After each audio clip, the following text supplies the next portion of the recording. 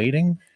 Born ready, born waiting. It's Thursday. Happy Thursday, everybody. Hey, everyone. Yeah, Thursday. Lots is happening. So much is happening. Since the last show, anyway. Yeah, you know what? I really love the deep dive shows that we do. We Are just you get missing them right now? I am a lot. Yeah, when there's nothing else going on. But that, what is it, the foreign interference inquiries going on, and that's the Arrive scam inquiries going on. It's like there's inquiries everywhere going on. Our parliament is hopping right now. Yeah, and we're not even talking about those things. I mean, everybody's kind of on those, so we don't have to be. Sure. No. Yeah. No. Sure. I mean, we should be, but yeah. But then the budget dropped, so we'll be talking about that tonight. Yay! Oh, it's just me tonight, apparently. Oh, we got you back. Okay, there you go. Well, see, I'm trying to run the Rumble chat and the TFM chat. Yes. And so, I just saw somebody was asking if we learned anything more about the fake cops and security guys that hit us in Dunbar Road, Northumberland Forest. Oh, no. We will update you when that happens. We, of course, are fighting that in court. We're getting lots of reports of people who have been testing Dunbar Road and getting tickets. So it's getting interesting because they're still citing the storm, right? I mean, you got those ones. I got a phone call from a friend yesterday who said several more people have been ticketed, all due to the forest being closed due to the storm that happened April 4th. So amazing. Right. Trees are down, there's branches. So, it's not safe, but it's a forest. Mm-hmm. Trees fall every day in the forest. Branches fall every day in the forest. In fact, as long as I can remember walking in that forest, trees and branches are part of the ground foliage. Mm-hmm. Every single time I've walked in the forest. Right. I don't think I've ever seen the forest clear of tree branches or trees that have fallen down. So, yeah, I mean, unless if you're just joining us, Jody and I went down a well-known vehicle accessible back road in a forest, and we got ticketed. And this is unusual for that road. We got ticketed because no vehicles are supposed to be on that road, which there's no signs, and vehicles over 400 kilograms, which there's no signs. And then they fined us for being on that road, but they're really covering for something else. And we're trying to figure out what the other thing is because they're using crappy reasons. And the guy, turns out he's not even a cop. He pretended to be a cop. He presented like a cop. So of course, and didn't correct us when we asked him what OPP detachment he was out of. He said Northumberland, and there is an OPP Northumberland detachment. So, and I think I asked him 3 or 4 times what detachment and who's your supervisor, who's your chief, and not once did he correct me on the fact that he was not a police officer. And he was cutting some slack because he wasn't going to ticket us for something that he didn't have the authority to give a ticket for anyway, something to do with my driver's license. So, I mean, it just goes on and on. So, of course, we asked for a day in court, and we will keep you updated because we're going to fight this. We have already figured out how to take this guy down. So so we're waiting, but we might actually put in a complaint to the OPP because impersonating police officers is a pretty big deal. So exactly. So that's where that stands right now. We'll let you know when we get disclosure and a court date. But as of right now, nothing more to report on that front. Yes. So there's that. So dumpster fire 2024. Yeah, the new budget dropped and it's getting a lot of attention. And the obvious talk points are hitting social media like crazy. So the big talking points right now are inclusivity as an excuse to violate human rights. That's been big. So everybody but certain ethnic groups and religious groups are getting money, but certain groups are excluded. And then the global tax thing, there's a lot going on around that. There seems to be some confusion. There's a lot of confusion in our own home, trying to sort that out. And then halal mortgages, that's a big one as well. So that's so in case you're not up on that, the global they're going to do a global tax for companies.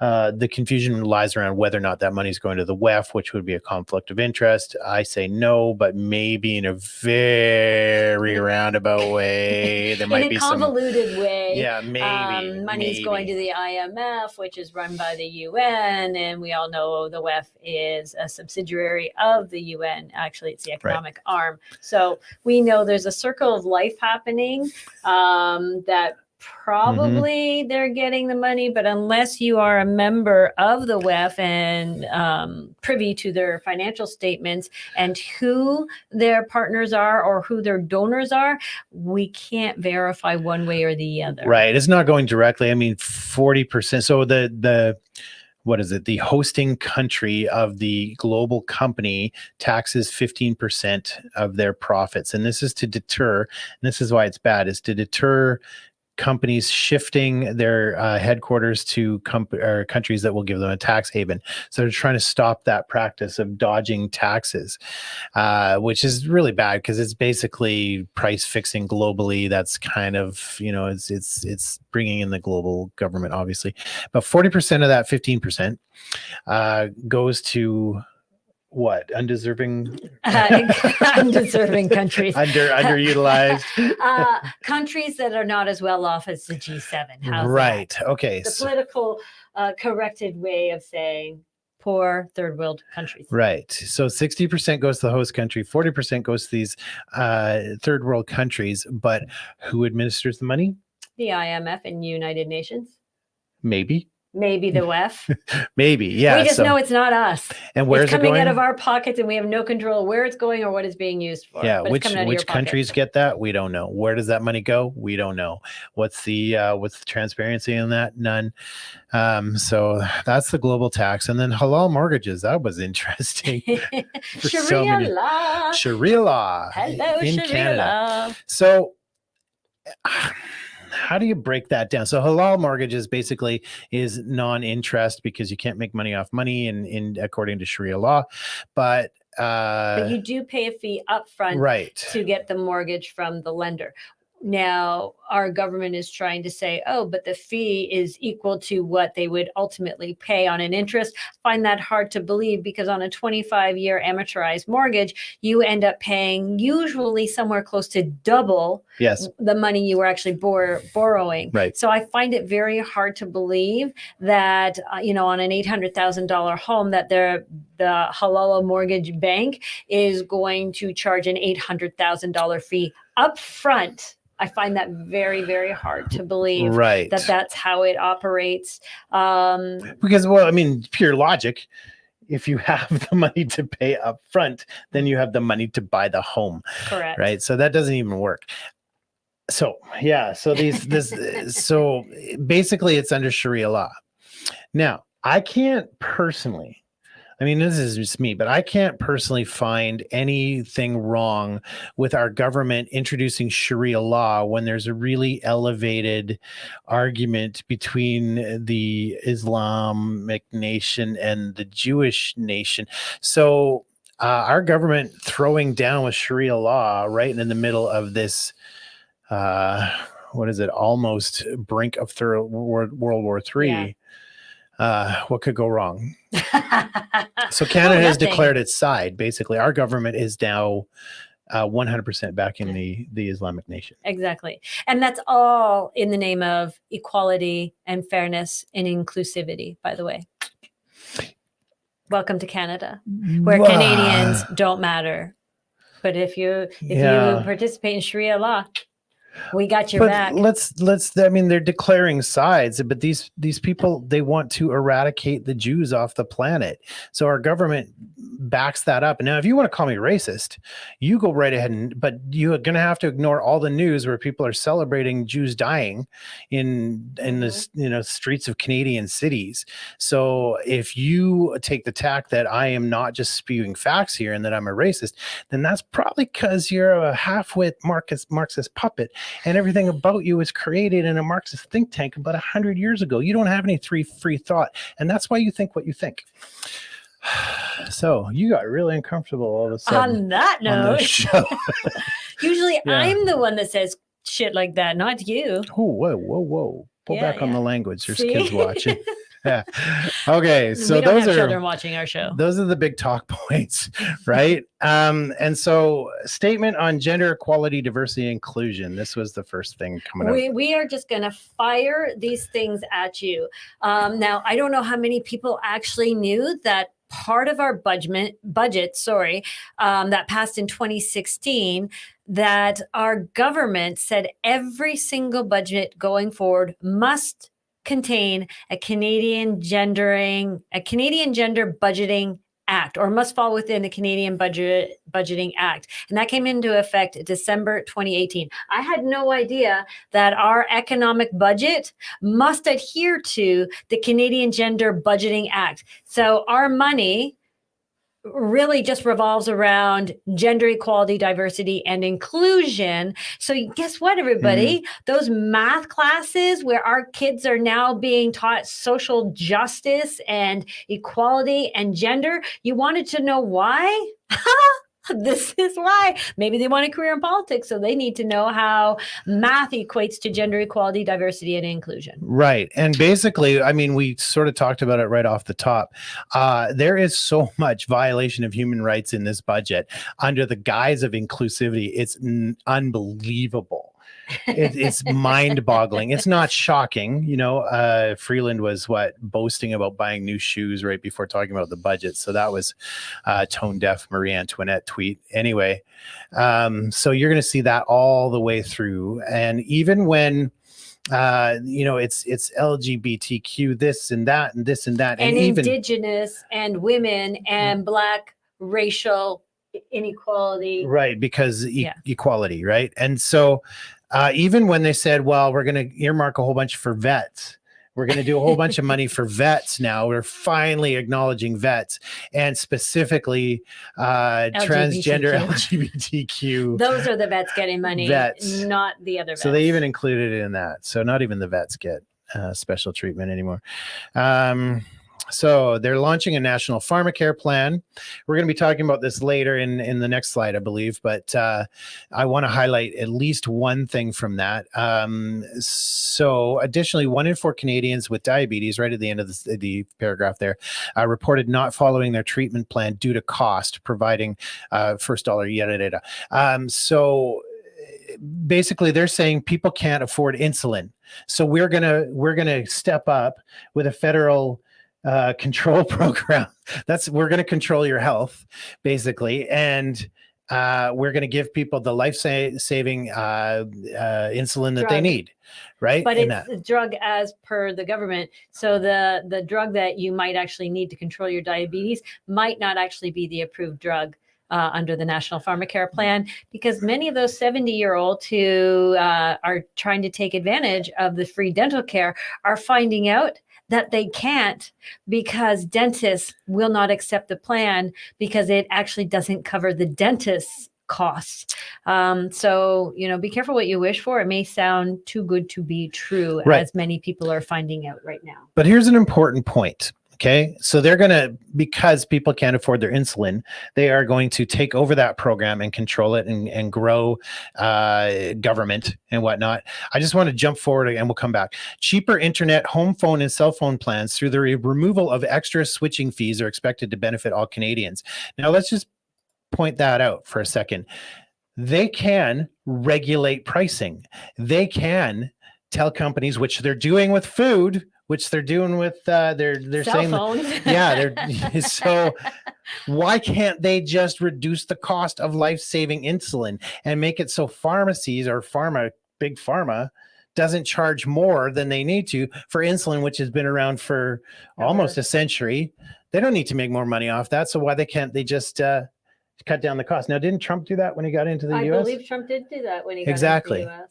Yeah. So this pharmacare if they plan can give out, and one of the other things they're going to do is give out free birth control. So if they can give out free birth control that really has nothing to do with saving your life, surely they can give out free insulin for diabetes patients. Right. That does save their life. I smell a rat. Right. So National Food Program would improve dietary quality and reduce health inequities. Probably nothing wrong with that per se, but, you know, maybe create an economy where people can feed their own children. Yeah, can at afford home. to one where the mom can stay home or the dad can stay home. Oh. And yeah. Yeah, exactly. And you said something that made me think. You said about the mom or dad staying home to feed them, right? Yes. Part of the reason why they're putting in the National School Food Program, when I read it, was because parents need to have more free time in the morning. They shouldn't have to worry about feeding their children in the morning. That's why they want the schools to feed them. Right. And that's another reason for bringing in the program, so that more moms can participate in the economy of employment. Get moms into the workforce, so the state will take care of your children. Now, who's doing the stats, by the way? Because additionally, 1 in 4 Canadians with diabetes reported not following their treatment plan due to cost. Currently, 1 in 4 children in Canada experience food insecurity. Was that kind of a cut and paste situation? Kind of a little suspect when you're getting the same stats over and over again, if you ask me. Yeah, maybe. Okay, so free tampons in the men's room. Exactly. They can afford tampons. They can afford birth control, but gosh forbid, life-saving insulin. No, can't afford that. No free tampons in the women's washroom. Okay, so local infrastructure, food infrastructure fund would benefit equity deserving populations. Not everybody, just equity deserving populations, more particularly Indigenous people, Black communities, and women-led one-parent households. Forget all you single dads out there. No. This is not for you. Yeah, suck it, Mr. Cracker. You don't fall in that equity deserving population. Right. And then organizations to invest in local food infrastructure to enhance area access to nutrition and culturally appropriate food. So there we go. We're going. I thought we lived in Canada. I didn't think there was culturally appropriate food, minus the food you find at the grocery store. Right. Here's some food food grow yourself to go with your mortgage. Okay. So establishing a child care expansion loan program would increase the availability of not-for-profit and public child care spaces. So again, get those kids into state-run schools or state-run child care, so we can get them into state-run schools. And we're going to come back. We have a follow-up slide on that a little bit later coming. Yes, we do. Okay, so we're just going to go through these because honestly, we couldn't possibly do justice to the budget, which came out yesterday by the time this show came out. So we're just trying to pick out all the little things that you've missed. Cheaper internet, we just mentioned that. Home phone and cell phone plans. I wonder why they're trying to get everybody onto digital-based communications. Digital ID, CBDCs. Perhaps that's why they want cheaper internet and home phone and cell phone plans. Conspiracy theorist. You can't have those things with a cell phone, that's for sure. Empowering young entrepreneurs. This isn't so bad. They're helping young kids with equity deserving groups, such as entrepreneurs from official language minority communities, people who don't speak English, I assume, is that what that means? That's what that means. Rural and remote communities, as well as women, Black, Indigenous, and newcomer entrepreneurs. So again, you single white men, you do not qualify for the young entrepreneurs program. Sorry. No cracker. So strengthening Canada's AI advantage is the only time Jody pointed this out. I put this in here because it really was the only time where every Canadian was actually included in one of their benefit packages. This one targets all Canadians by supporting an AI regulatory and global leadership regime, as well as new AI initiatives meant to ensure Canada can continue to be a world leader in AI research, talent, and commercialization. So when Canada wants to be a leader, all Canadians are included. But well, why do you want AI? Well, all the better to confuse you with, my dear. Have you seen Sora? Yeah. Oh man, we're screwed. We're screwed as far as the truth goes. It's no mo. Gender results framework goes with the Canadian Gender Budgeting Act.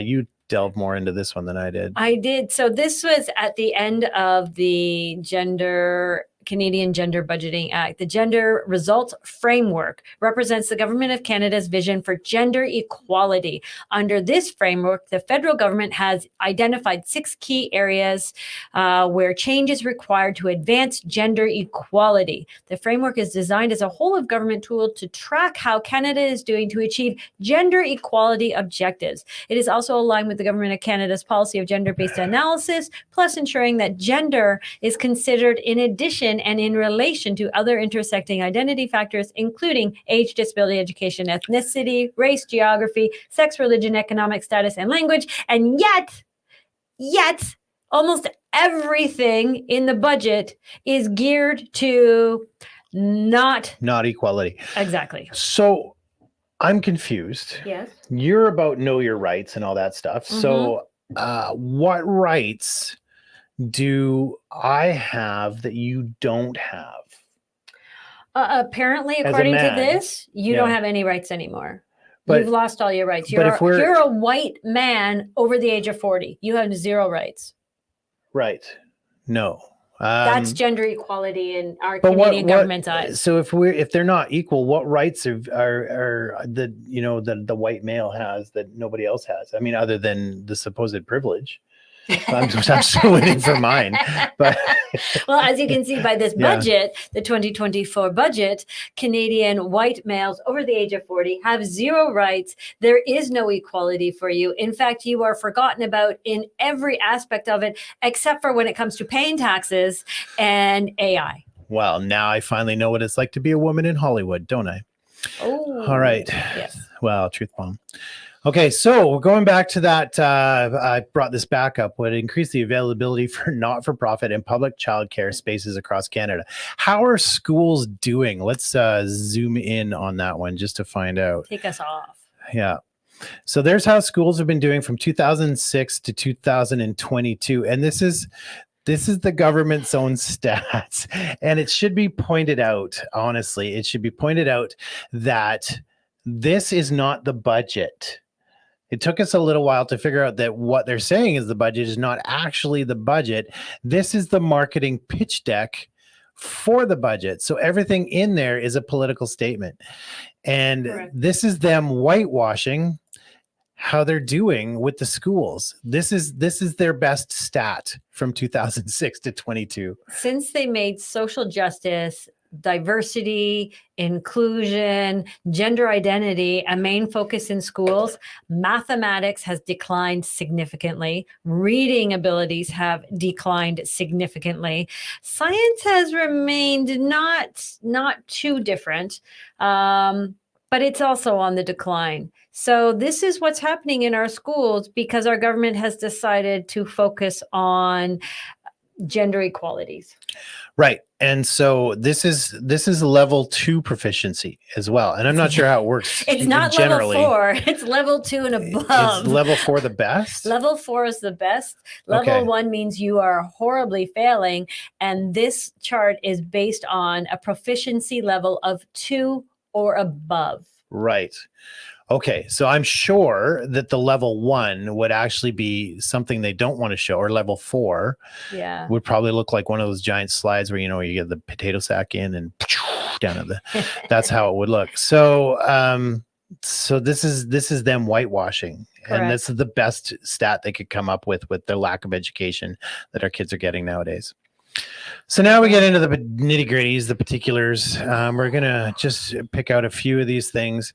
Government proposes to introduce legislation as required to facilitate the acquisition and use of public lands for homes in partnership with other levels of government. That's concerning. Say goodbye to your parks, because parks aren't important in a 15-minute city. Homes and condos are. Well, even that aside, we don't know which land, but at the same time, now our government is getting into the business of being landlords. Correct. And that's not good. That, again, it's increasing state, and we don't want that. That's bad for us. In Budget 2024, the government proposes to amend the Budget Implementation Act 2022, number 1, the first one, in order to extend the restrictions on foreign investment in Canada housing established under the Prohibition of the Purchase of Residential Property by Non-Canadians Act until 2027. It's a lot of acts. we put that one in there. It sounds good. It sounds great, especially when we're talking about this outnumbering of immigrants coming in. It sounds fantastic. It's like, well, nobody's going to want to Great. come here if they can't buy a house. No. No, what we covered this a while ago, about a year ago. This doesn't apply to corporations, so corporations can still buy homes. Exactly. So who has the money? Foreign corporations. Corporations, the people who have no money. Yeah, no, they're not allowed to buy homes in Canada. Okay, but the businesses still can. So it's actually kind of just freeing it up for corporations to do the land grabs. Exactly. So it looks great on the surface, but it's not. Like everything else liberal, it's a lie. Okay. Making it easier to save for your child's education. In Budget 2024, the government proposes to amend the Canadian Education Savings Act to introduce automatic enrollment in the Canada Learning Bond for eligible children whose families do not open a registered education savings plan, and to extend the age from 20 to 30 years to retroactively claim the Canada Learning Bond. Now, they're not saying how exactly they're getting the money for that Canada Learning Bond, but I'm guessing it's probably going to be a new tax introduced on your wages, if I had to guess. And this is automatic enrollment. It's not voluntary. It's automatic that these funds are probably going to come out of you in some form of a taxation. Because 1 in 4 kids don't go to college. Yeah. Okay. And then a stronger Canada pension plan. Nothing really terribly wrong with that. No. What? It provides the Canada pension plan to provide a top up to the death benefit only for certain individuals. So not everybody's going to get a top up of the death benefit. It's also going to improve children's benefits and end. This is the key. And we'll hear, wait for this one. End entitlement to a survivor's benefit following a CPP credit split. So typically, if someone dies and they were receiving CPP, or we've all paid into CPP through our wages, and supposedly when we reach retirement age, we get to pull on our CPP. And if we die before we use up all of our CPP, there is a survivor's benefit that gets paid out to your spouse or your child. Well, that's coming to an end. Sorry, that's not happening. Thank you very much for participating in the CPP and paying into it all your whole life that your children aren't allowed to partake in when you die prematurely. I wonder why they're getting rid of survivor benefits. It's almost as if they know people are going to be dying at an exponential rate or something.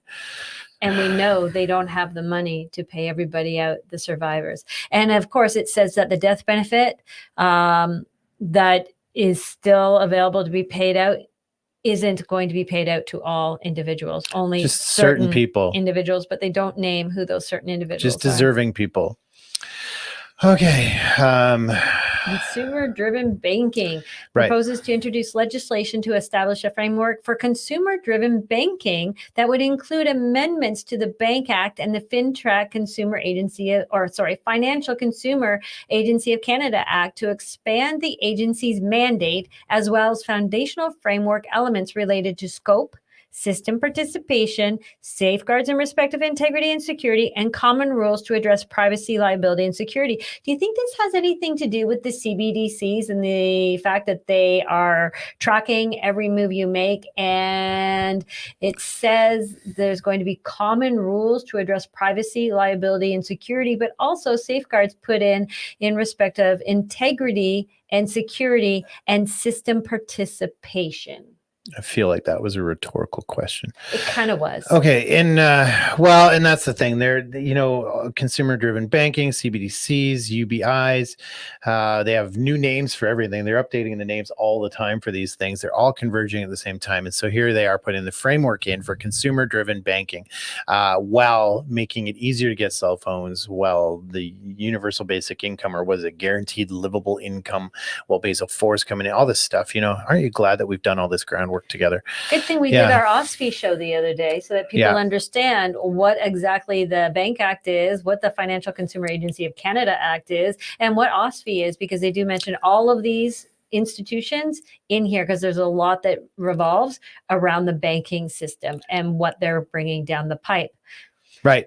Yeah. So I know, I get it. these shows are hard to get through sometimes. I mean, we're doing our best to not make it dry and boring, but I personally want to go into a defensive coma.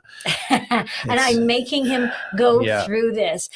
Doing more to crack down on predatory lending. That sounds amazing. It sounds like all these scam banking institutions and all these institutions charging exponential amounts of interest on loans or credit or what have you. It sounds like they're going to stop that practice.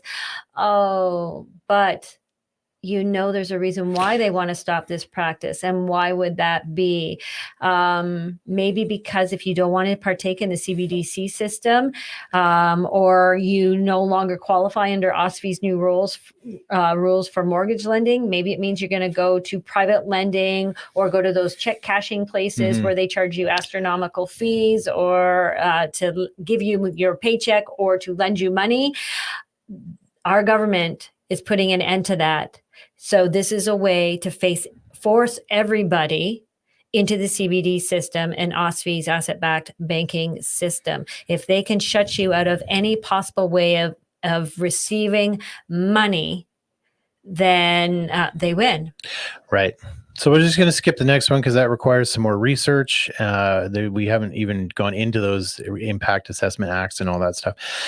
So the next one, though, cutting red tape to boost innovation. In Budget 2024, the government proposes to amend the Red Tape Reduction Act to provide, now listen to this. Now, what do we got going on? Arrive scam inquiry, foreign interference inquiry, SNC Lavalin, right. The WE inquiry, all kinds of so inquiries. This will provide all ministers with authority to enable regulatory sandboxes, which would provide them with the authority to grant temporary exemptions to legislation or regulations to allow for testing of products, services, processes, or new regulatory approaches. So we can just suspend the rules whenever it suits an MP. And we can suspend them based on the fact that, hey, we needed to test this product. Hey, we needed to test the Arrive scam product. Scam. So that we can put out as much money as we want. It's okay. There's no spending limit. And guess what? We are free and clear of any liability. Yep. There's no inquiries that need to be done, because this new budget item that will be passing in legislation. These are all legislative measures, by the way. So these aren't necessarily taxes or money coming to you. These are legislative amendments that are going to be done in other acts. And this is what our government does. Whenever they want to pass or change legislation, existing legislation, they slip it into a 400-page budget, so that everybody is bored by the time they get to the middle of the budget and they stop reading. And that's how they get all these changes in. So this will take away the onus of our government being accountable for spending our money in ways we don't agree with. Right. Okay. So there is so much here. We're going to try and just keep it to the really, really important stuff. It's all important. I know it is. And we only put it in here because it's important, but at the same time, but not only that, we didn't put everything in. We still cut a whole lot of stuff out. Oh yeah. Half the stuff we cut out. So they're limiting exports from 115 billion to 100 billion. So no more making money for you dairy farmers who now export they're their reducing milk. our income. And then pension disclosures. When it comes to pension disclosures, what they're going to do is it's going to enable OSFI to publish information related to the investments of large federally regulated pension plans, and to amend the Pooled Registered Pension Plans Act to ensure that all members of a pooled registered pension plan are provided with similar information about the plan, not all the information about the plan, but just the information they want you to know, and everybody will get the exact same information. You no longer get to request specifics about your specific individual plan or how much money you're going to get. That's not open and available to you anymore, probably because the monies are probably spent. Right. Modernizing the Employment Equity Act, to modernize it, including by expanding designated equity groups. Now, next one is very curious. Cracking down on auto theft, which has been a big topic in especially Toronto, the House of Commons lately, by amending the Radio Communication Act. What the heck? In Budget 2024, the government proposes to introduce amendments to the Radio Communication Act to provide the Minister of Innovation, Science and Industry with the authority to issue orders that may prohibit or restrict the sale, distribution, importation of certain radio apparatus that are believed to be used to intercept communications for criminal activities such as auto theft. What the hell does that even mean? Do you think maybe they're actually talking about taking away our ability to own CB radios, ham radios, satellite phones, so that we can communicate when all of the grid goes black? Right. Now, hello, Michael Mr. Chuchan. He's got some info to put in here. Better not be. Yeah, that could be a hidden waterfall effect of this, but no, this is about the devices like Flipper Zero is the most famous one. It's a little device like this, and you can program it to do anything you want with a whole bunch of different types of radio frequency. So this is definitely targeting that. Oh, like key fobs. They can get key fob frequency. Yeah, exactly. So like they all work on different frequencies, but this one works on a whole range. So you can use it to hack Bluetooth, Wi-Fi. It can even like intercept the keystrokes of your wireless keyboard and mouse. Oh, that's shocking. And where do we buy these? I think you can get them on Amazon. Oh, still. Nice. Yeah. Okay. Yeah, I mean, I guess that's, that's great. So now we're extra educated, but at the same time, my trust in my government is low. Very low. And giving the minister carte blanche to just prohibit any kind of radio telecommunications apparatus is concerning. Exactly. And the fact that it says for criminal activity, such as auto theft, it means that any radio communications, they can intercept and expel. One, it can't come into the country anymore. And that's any radio communication. So it doesn't say only specifically for auto theft. It's any radio communication that they believe can be used to intercept for criminal activities. So we know with our government, when we had the Freedom Convoy, they considered that a criminal activity. So anybody who was using maybe walkie-talkies or some sort of CB radio, like our truckers use, and like we were using Zolo to do the convoys all the way to and from, all of that equipment could be now confiscated and possibly be prohibited or restricted from sale here in Canada, especially if they can attribute it to a possible criminal activity. Right. Yeah. I recently found out they already are banning certain radios. There's or at least the certain frequency. Is it the Bo song or the Bo Fong? Oh, the Bofang. Yeah. Yeah, that's the big one that I know a lot of people have been getting. And if you buy any in the last year or so, from a place that's not directly from China, they stop somewhere and they get chipped. And so that they can't use this frequency range that is one of the main ones that people are looking for, and you can't undo it. There's also stores that sell radio communications that report directly to the government who has bought what, right, and possibly where it's going. So yes. Frank told us that. Yes. He was on the show. Right. Okay. Well, the thing about the Flipper Zero as well, having that can be used to protect yourself as well. Like it's an open source tool, so it's meant to enable people to test their own stuff. So there's something called penetration testers, right? So they go and they'll try and break into your stuff, not maliciously, so that they can find the vulnerabilities before a malicious actor can. Right. Right. So really, it's not. They're trying to make the equipment illegal and not the acts. Correct. Right. Okay. All right.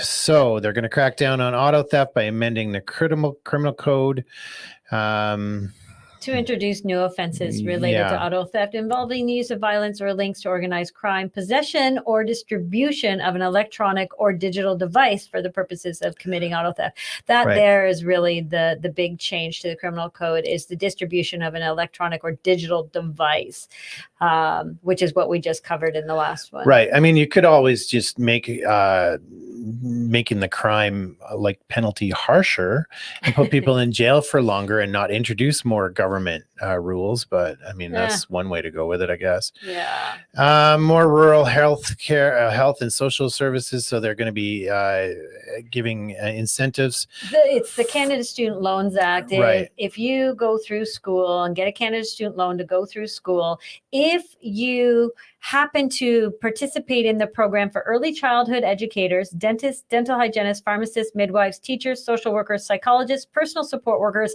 and physiotherapists, and you choose to work in a rural or remote community, your Canada student loan will be part of the forgiveness program. Everybody else, suck it. Pay your loan back. Well, you and I disagree on this one. I mean, we do disagree incentives on this have been it's been something that they look ahead. They see what trades are needed in what areas, and they give incentives to that to try and encourage that.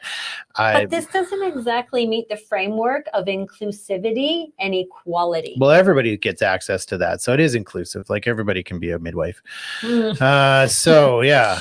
And then some more Indigenous loan guarantees for Indigenous businesses.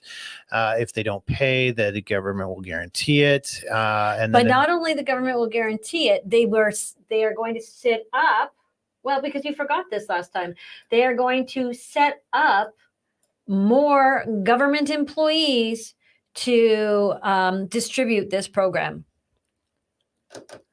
So, and then red dress alert, to support the development of a pilot for a red dress alert. The government proposes establishing an appropriation authority to make direct payments to the participating entities or individuals. And I assume red dress alert has something to do with Indigenous women going missing. It is only for Indigenous women that go missing. It's not for all women that go missing, only Indigenous women. So again, equality, inclusion. Right. You know, but I talked to Indigenous people in BC. We've got the highway of tears there, and it's been long going. And this is where the red dress campaign originated. And basically the problem is the cops never cared. So maybe go into the police stations and make them care. Maybe do if we're doing all this inclusivity training, so then why not go into the police stations and make it so they care? Exactly. Because now we have 2 programs running that are alerts. Actually, we have 3 programs running that are alerts. We have the emergency broadcasting alert system. We have the Amber alert system. And now we have the red dress alert system. And all of these programs need to be manned and administered by people. So we just grew federal employee. That's what it's about. It's always again about growing the federal government. And they actually state later that they're trying to reduce government, but basically they're just going to be shifting it around as they grow other departments. So now this one's big. This one is really huge. And I put red flags on there. Just I like that. That's good. Because this one is really, really big and you got to listen to it. Information sharing for the fuel charge. In budget 2024, the government proposes to amend the Greenhouse Gas Pollution Pricing Act to provide a legislative authority for federal officials to provide other federal officials with certain information in respect of a provincial crown or its provincial crown agent for the purposes of evaluating potential action in relation to its stated or actual non-compliance with the fuel charge. The government also proposes to amend the Greenhouse Gas Pollution Pricing Act to allow the public disclosure of certain information by the Minister of National Revenue in respect of a provincial crown or its provincial crown agent. This is a lot of word salad. That is not in compliance or has publicly stated an intention of non-compliance with the fuel charge in the spirit of transparency. Let's unword salad that. This is bad. This is really bad. It says 2 things here. Well, does anybody remember Scott Moe and Danielle Smith? Yes. Right? This is who they're talking about. This is why this law has come about. Okay, this is really, really bad because now it's saying that they want to be able to use information against that crown agent in deciding what kind of action they're going to take against that crown agent, meaning the federal government is deciding they want to be able to blackmail, use information within the government to use that information to create actions is what they say, or public disclosure of information of those same agents. So they want to be able to inform the public of things of that crown agent or premiers under the guise of transparency. This sounds like legislative blackmail to me.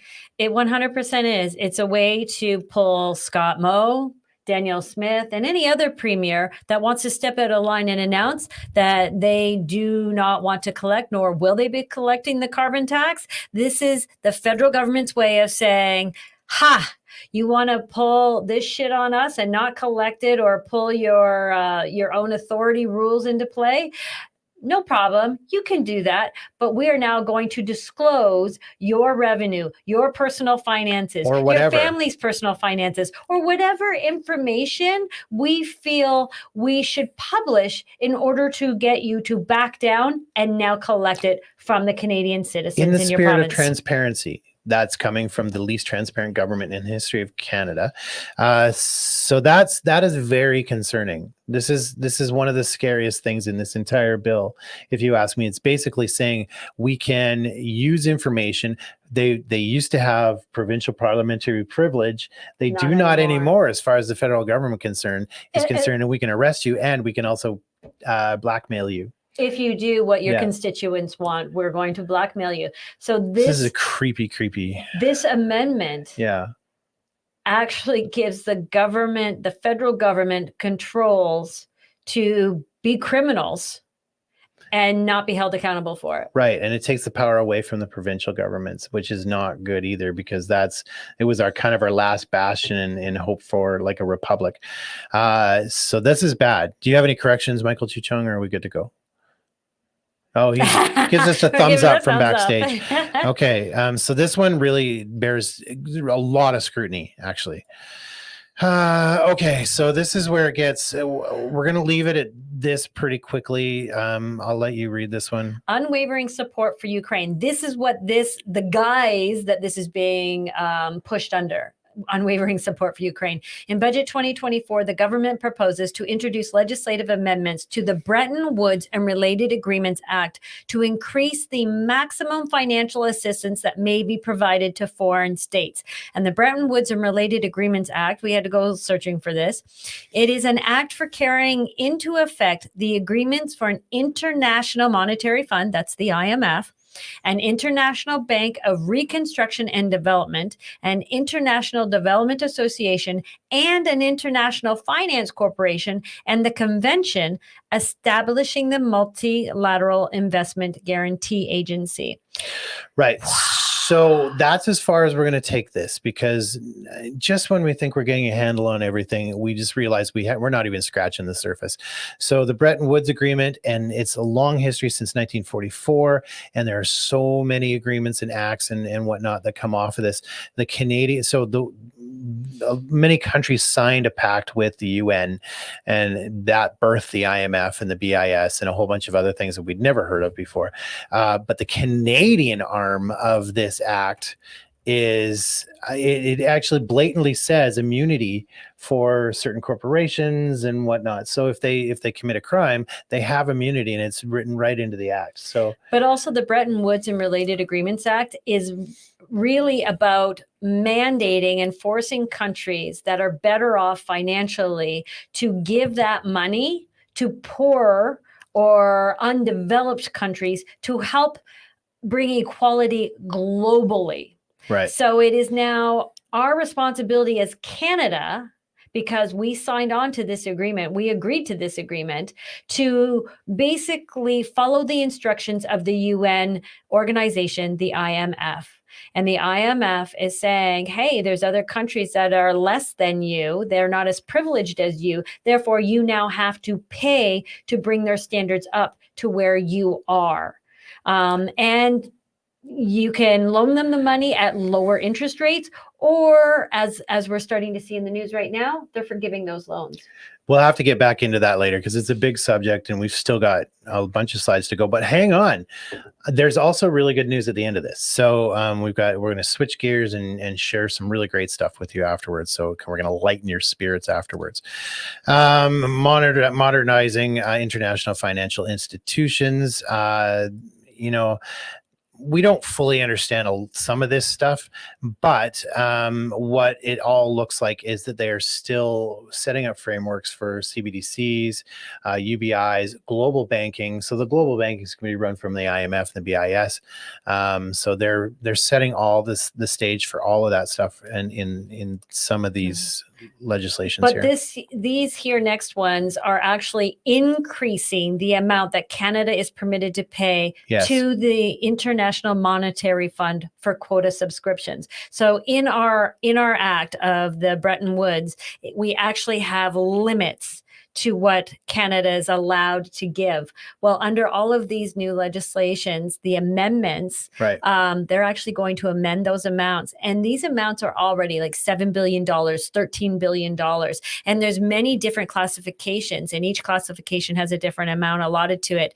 And under this new budget, those amounts are going to be increased. And I'm guessing, and why they said under the guise of Ukraine is because Ukraine wants more money, and we've already maxed out what we could give them. And so we're going to just increase the limits in our budget so we can give them more. Well, and it's giving more money again is to the global framework. So they're setting up the global banking framework, and they're putting a lot more money into it. And I suspect other countries are doing the same.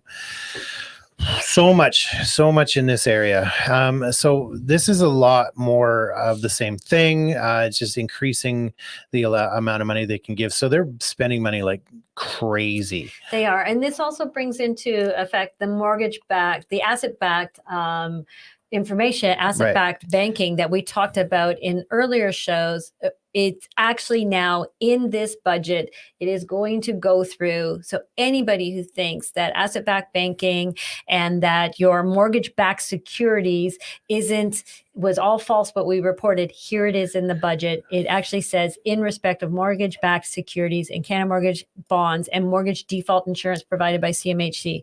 Okay. So this is happening, guys. We got to highlight the last one here. In Budget 2024, the government proposes to amend the financial institution statutes to prohibit FRFIs from issuing documents that evidence conversion privileges, options, or rights to acquire a share in bearer form. Now, I'm not fully versed in this.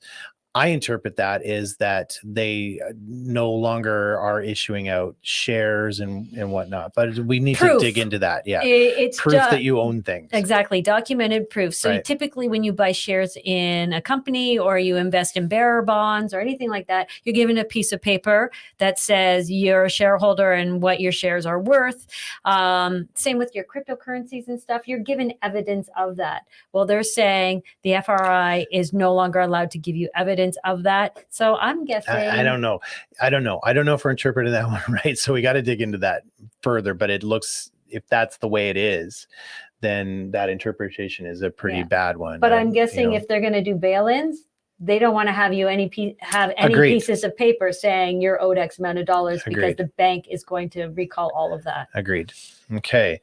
Diversity disclosure in financial institutions and statutes. So the government proposes to introduce legislative amendments to financial institution statutes to adapt to the Canada Business Corporations Act diversity disclosure model for application.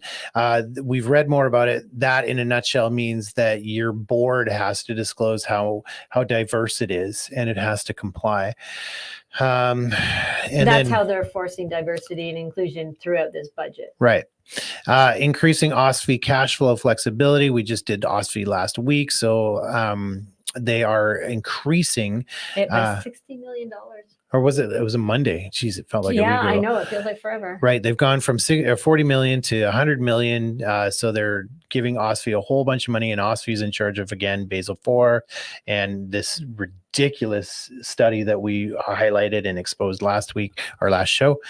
Bank of Canada Act amendments for Canadian Collateral Management Service. Now, I don't know what this actually means. I know both but of it us. looks like We were both discussing this beforehand, but it mentions repo Yes. transactions. And that to me says, because of the Bank Act in 2016, the banks are allowed to do bail-ins, which means they're allowed to recall your stuff. So if you can't pay for your mortgage, you can't find financing elsewhere, you can't pay for your car loan, they can repo it, or they can, do a power of sale or Right. foreclose on you. So we think that this is what this is talking about, that the Bank of Canada will be continues to be authorized to enter into repo transactions for the purpose right. of implementing monetary policy. Now this is big.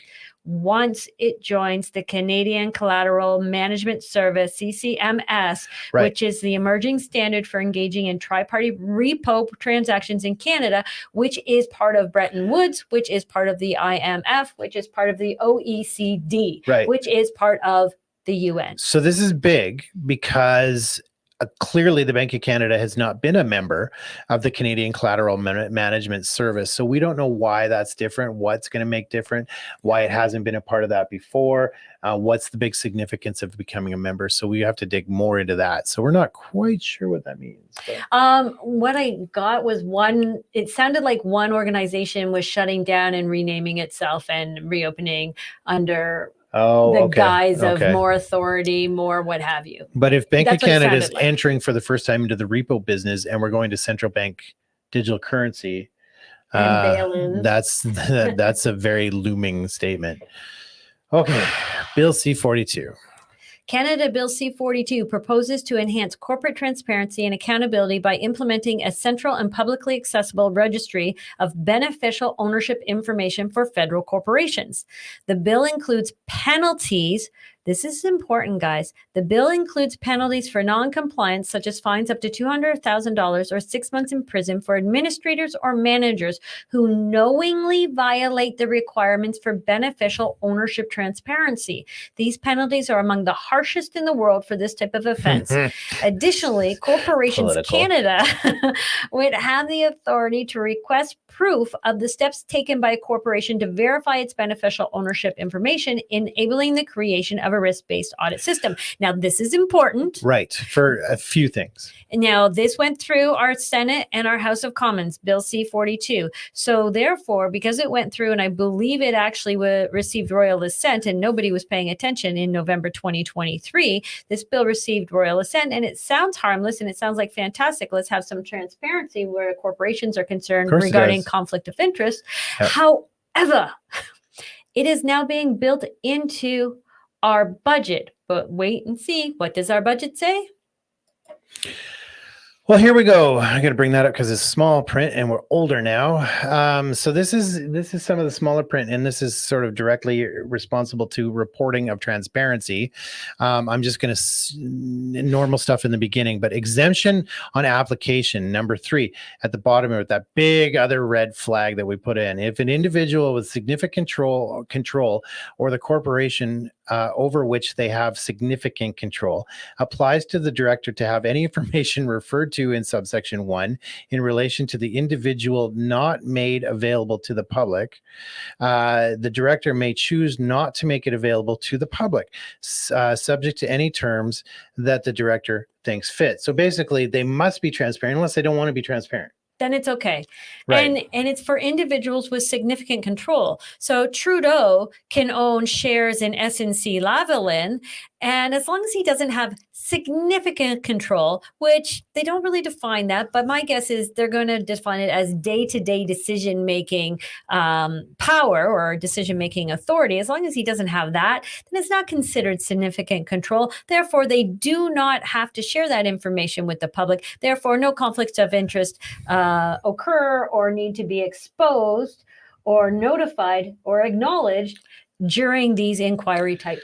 So a few of the reasons they can exempt is if the director reasonably believes that making it available presents or would present a serious threat to the safety of the individual, like if Trudeau owned SNC-Lavalin and people found out, then they'd be livid. If the director is satisfied that the individual is incapable I don't know, whatever. Maybe they're on their deathbed. Maybe the information is to be kept confidential under subsection 27(8), which we didn't look into. Conflict of interest Act. Right. Or a similar provision of the act of the legislature. So basically, if there's a conflict of interest, then you really don't have to report that. And then prescribed circumstances apply to the individual. So again, maybe there's something else, maybe there isn't, it's just make up the rules as we go at the end there. Well, he's our prime minister, so we can't have on public record where he really truly lives, because people might actually show up at his house. So no, we can't disclose that information. Sorry. Right. Or if there's a conflict of interest, you don't really want to report that, because nobody wants to know that stuff for sure. Amending the Borrowing Authority Act and Financial Administration Act. They want to increase the government's total borrowing limits specified under Section 4 of that act. So again, they're increasing more money that they get to borrow. Provide regulation making authority to prescribe labeling requirements by financial institutions for government's payments accepted for deposit in a customer account statements and online banking records. So, yeah, I really broke that down well for you guys. Yeah, so they want to provide authority to prescribe labeling requirements by financial institutions, so the banks, for government payments. So government checks such as carbon tax rebates. They want to add extra labeling requirements to be for accepting the deposits. So they want extra tracking on those checks that are handing out to everybody that people are just lining up to grab from the government. Now there's a string attached. But you know why? Because under the CBDC, it's that information is going to be made public to third parties. Yes, right. Your doctors, your dentists, your landlord, your employer. So everybody's going to know what exactly you're getting money for, exactly how much money you're getting, and where it's coming from. So your information will no longer be private when it's all labeled on your bank statements for everybody to see. Right. And then strengthening national security. We don't fully know what this means. We have to dig into it. But, when it comes to banking and national security and increasing the budgets, again, my trust in my government is low these days. So we're trying to get through these really quick. We're almost there. And then we got some good stuff for you right at the end. Authority to exempt health products from certain regulatory requirements under the Food and Drug Act. It just never ends, right? Yeah, this whole slide is Food and Drug Act. Right. And this is what they do. They slip it in a budget. Does the Food and Drug Act belong in the budget? No, it doesn't.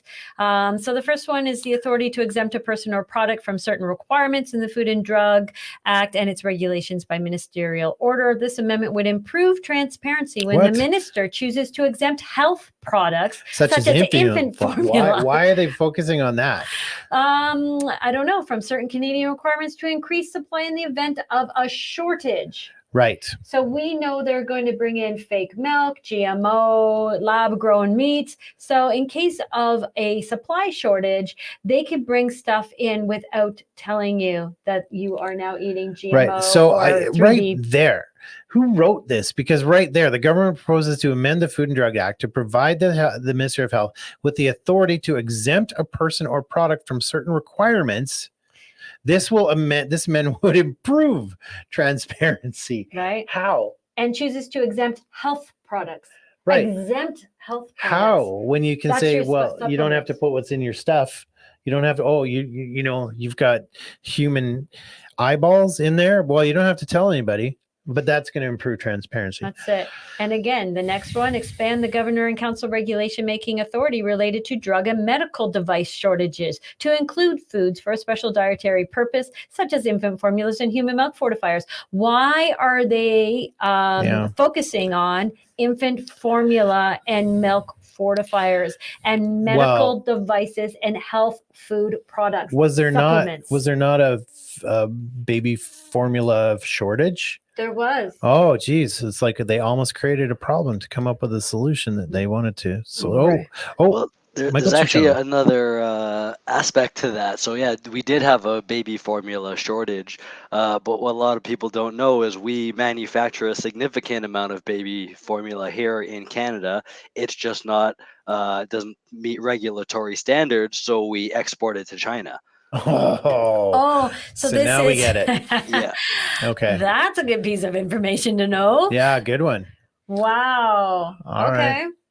Provide the Minister of Health with the authority to rely on information or decisions of select foreign regulatory authorities in specific instances to satisfy requirements in the Food and Drug Act and its regulations. You do know that Mexico and the States now have mRNA vaccinated tomatoes and lettuce, and Right. we know because the Senate, I think it was the Senate in the U.S., was talking about passing a bill to label those food products so that people understood the right amount of tomatoes or lettuce to eat so that they get the proper dosage. So here we are. They will be able to rely on that information of foreign regulatory authorities for that very same purpose. Right. And this last one, again, we're back in the back into the it sounds great on paper, but again, if you don't trust your government, you read it a whole different way. In budget 2024, the government proposes to amend the Food and Drugs Act to address and prevent unintended and harmful uses of therapeutic products. So that could include anything. But it sounds like they want to keep like us vitamin C, vitamin B, such as preventing addictive nicotine replacement therapies from being marketed to youth. So they just use the kids. So we're all on board, right? Let's exploit those children one more time. So we all get on board with their sneaky little things. And then finally, this last one. The experiences of I didn't know what a gig worker was, so I looked this up. The experience of gig workers in federally regulated sectors. This includes those who work through digital platforms like delivery or through freelance applications, and how federally regulated workers could benefit from a right to disconnect. For example, having clear expectations for the use of cell phone after workers finish their day. So gig workers are workers who enter into short-term contracts to complete specific and often one-off tasks. Comes to mind ArriveCam. Yep. Mm-hmm. So job protections from federal gig workers in budget 2024, the government proposes to amend the Canada Labor Code to improve job protections for federally regulated gig workers by strengthening prohibitions against employee misclassification. Again, can't even begin to understand what that means. Maybe Michael Chichung does, and we'll wait for him. We'll wait just half an hour for him to come on and correct us. No, he's not coming. But basically, They're protecting all of those subcontracted employees, such as the ones that are currently under inquiry for the SNC Lavalin, under inquiry for the Arrive scam, under inquiry for We projects, and any other possible contracted friend of Trudeau or Freeland's or any other Liberal cabinet minister that has received a whole lot of money, taxpayers' monies, for contracts that they really didn't deliver on. They're protecting them. Yeah, protections and exemptions and yada, yada, yada. So that is the slight dive into Dumpster Fire 2024. Those are legislative amendments that people are not talking about. Everybody's talking about the taxes and they're talking about the mortgages and some of the benefits, but they're not talking about the legislative amendments, which is what these are. That's what they do. They get you to look over here, look over here, look over here, and then they just sort of slide it in from the other way. I can't do that on camera. No, you can't do that on camera. Yeah, let's get it over my mic. So that's what they do. They get you to look at the brass ring, and they get you all angry and fighting over the brass ring, and they'll probably just sooner or later just going like, we understand that halal, it might be a little bit not ready for Canada. So they'll probably just drop those things sooner or later. The global tax is staying because they're building that global infrastructure and global banking system. So a lot of our money looks like it's going into global banking. That's it. Now, typically somebody asked me here, what is it? Is this final? Does this automatically go through? Lori B. Gorey. Great question. Yeah, it is a great question. Yeah. My understanding of the budget from watching past budget announcements, etc., is that it must be voted on. So what we've been given and what we can see so far is the summaries of the budget and the budgetary reports. I haven't seen the bill introduced yet, because last year we had the budgetary bill in section 500, 501, 502, 503, 504 all had to do with getting through the vitamins and supplement regulations. but I can't find a bill that was introduced. So I'm under the assumption this is just a summary and we're going to It's see the the marketing bill. pitch deck. It is the political statement of the budget before the budget comes out. Now, when the budget comes out, they're not just voting on the budget. This is where the non-confidence vote comes in. So if they don't have any confidence in the budget, then that triggers an election. And so right now, Juggy is making claims that he's not happy. He's not happy with this budget. And damn it, if they don't get free prostate exams now for women, men. But he's been put in between a rock and a hard place though, because Has he? because if he votes no on this, and the Conservatives have said they're going to vote no, I believe the Bloc Québécois have said they're going to vote no. So there's two parties voting no. Yeah. But if the NDP and Liberal vote yes, it goes through and there's no election till October 18th, right. 2025 or October 25th, 2025. I think it's October 25th, 2025 is when the next election will be, which means 28 more MPs will qualify to receive full pension benefits for the rest of their lives that us Canadians will pay for.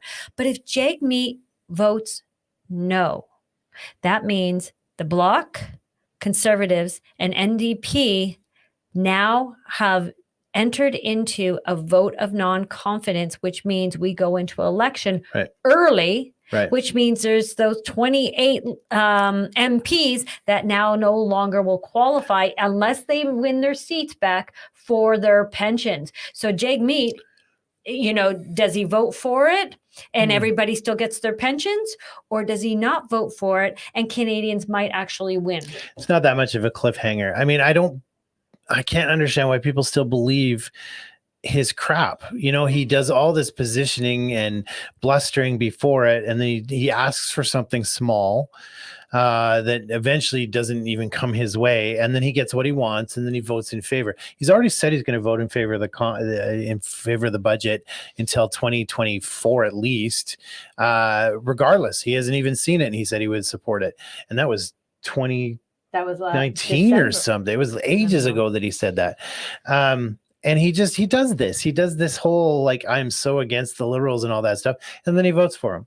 And so it's people still buy his crap. Like it is the oldest, worst shtick. It is exactly the same as what's his name?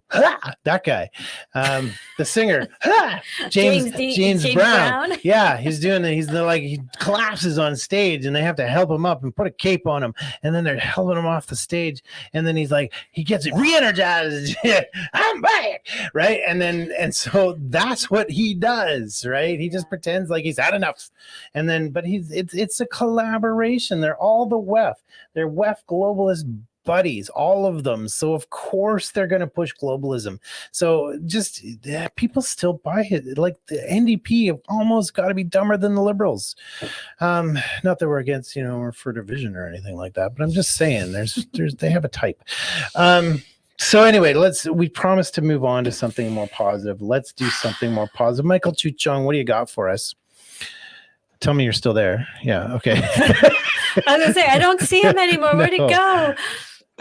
Yeah, I'm still here. We got a couple of events coming up here. So I think we mentioned this previously, but this weekend at Soul's Path, I'll call it retreat area. They're doing Sustainable Living and Tiny Homes Expo. So it's just a 2-day event focusing on regenerative and sustainable living.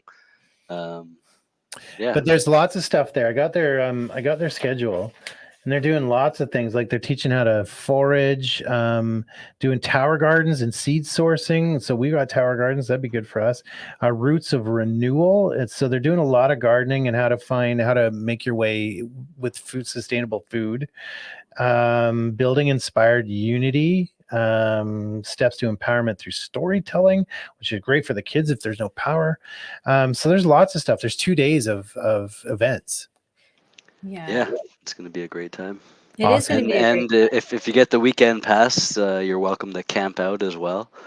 And I read you can even upgrade into like luxury accommodations if you want. Yes, they have indoor cabin. accommodations. They even have showers and stuff, I believe, even if you're just tent camping or in your car or RV.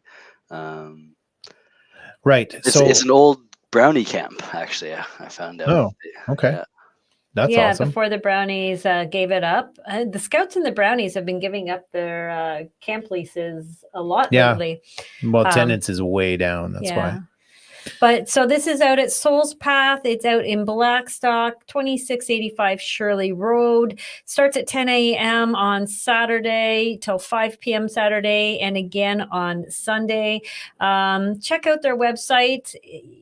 If you're into parallel living or growing your own food, or perhaps thinking about a tiny home, downsizing, getting yourself out of debt so you don't necessarily have to partake in the globalist agenda that's coming down the pipe, then this is probably a great event for you to partake in. Yep.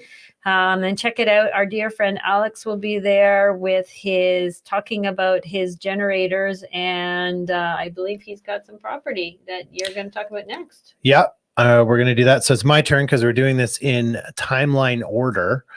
And so this is FIRE, Freedom, Independence, Retirement, Emancipation Conference coming up on May 5th from 10 to 6 p.m.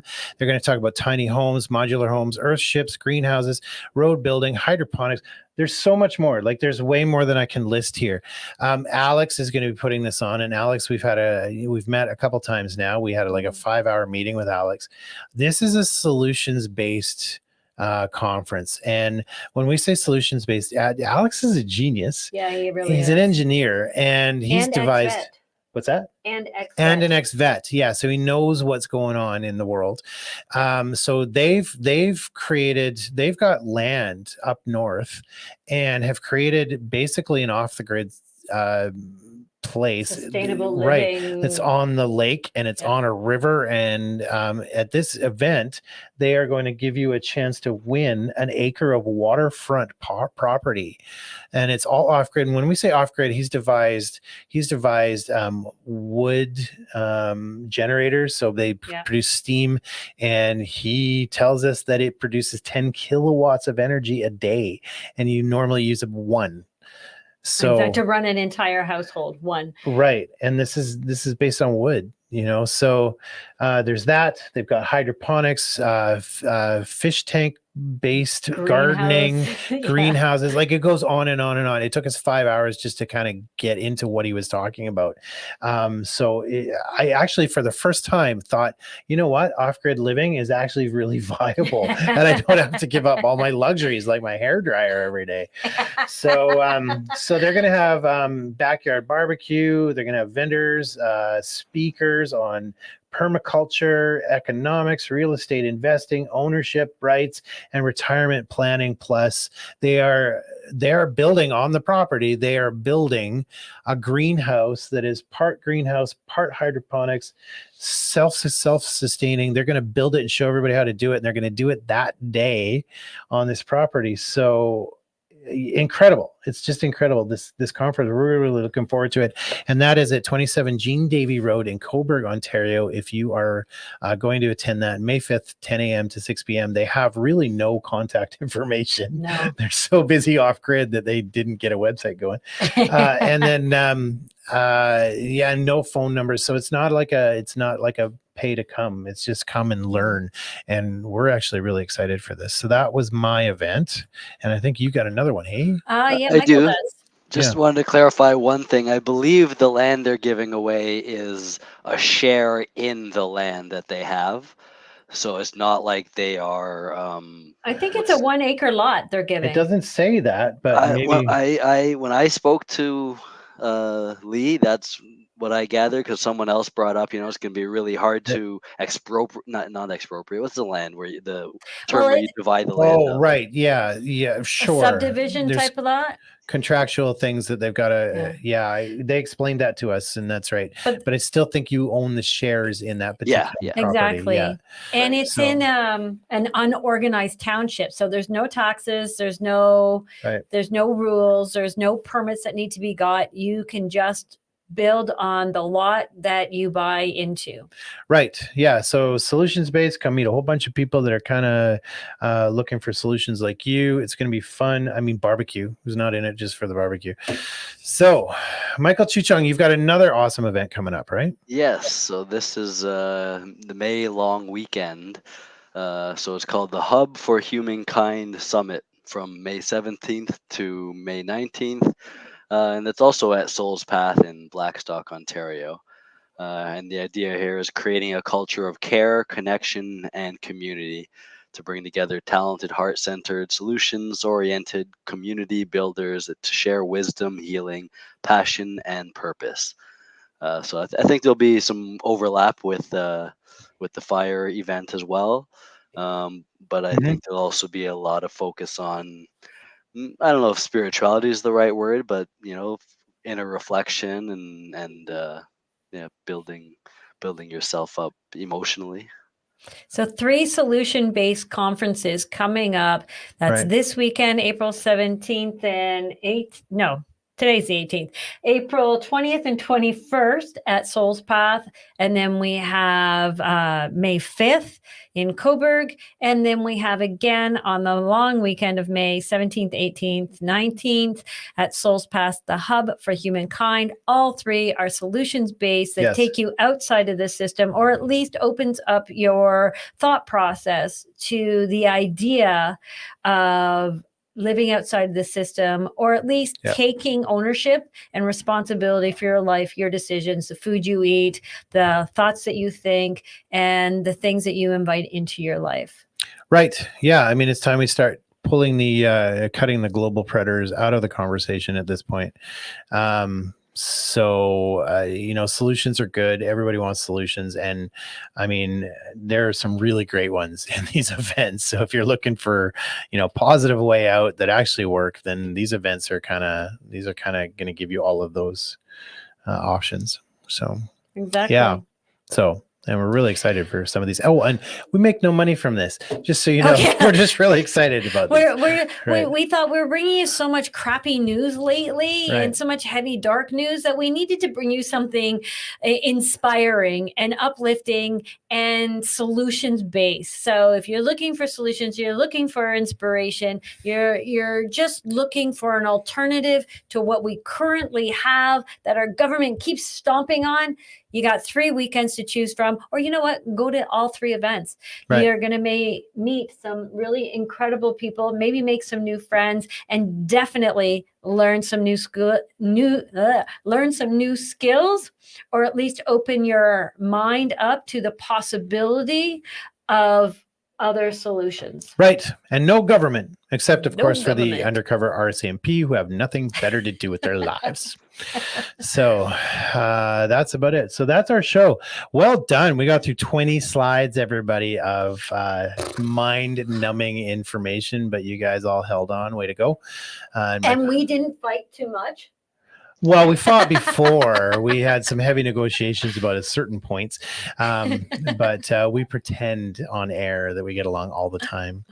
Yes, that's what we do. That's a show ready. We are show ready when that intro comes on. So that's it. We'll see you on Monday with a brand new show. I'm hope to God it will be a fun deep dive that we can look into. Have fun, stay dry. Hopefully the sun shines and you can get some much needed natural vitamin D if the government lays off the chemtrails for us. Yes, sir. Love you all. Yes. Hug your kids. Yes. Make some family connections. Yes. Speak with your friends and laugh a lot this weekend. They're going to say make some family. Okay. Well, make some family too if you're young and that's in that right. way. Yeah. If you're not attending events all weekend, who knows? Souls Path, they might have a tent for you anyway. Okay. Talk to you soon. Bye, everybody. Bye, See you everybody. on Monday. Bye.